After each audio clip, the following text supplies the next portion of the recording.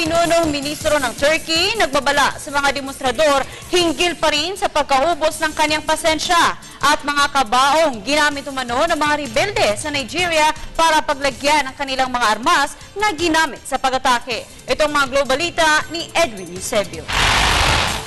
Binalaan na ni Turkish Prime Minister Tayyip Erdogan ang mga demonstrador na nagbabarikada sa mga lansangan at iginigiit ang kanyang pagbibitiw sa kapangyarihan.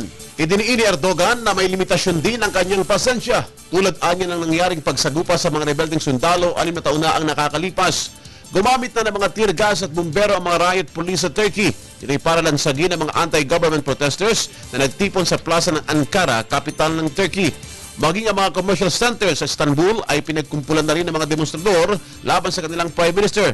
Para naman sa pananaw ng mga Western countries, ang kaganapan sa Turkey ay halimbawa lamang ng Islamic democracy na dapat gayahin ng iba pang bansa sa gitnang silangan.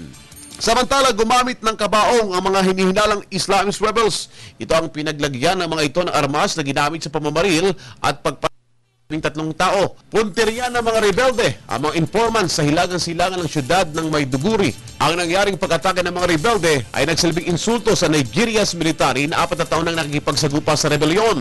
Unang ipinagmalaki ng militar sa Nigeria na naitaboy na nito ang mga Boko Haram fighters. Hindi naisip ng mga ito ang ginawang diskarte ng mga rebelde na gumamit ng ataol na kunwari ay nililibing ng mga ito, subalit puno pala ng mga armas na siyang ginamit sa pamamaril sa mga sundalo ng Nigeria. Para sa Telebisyon ng Bayan, Edwin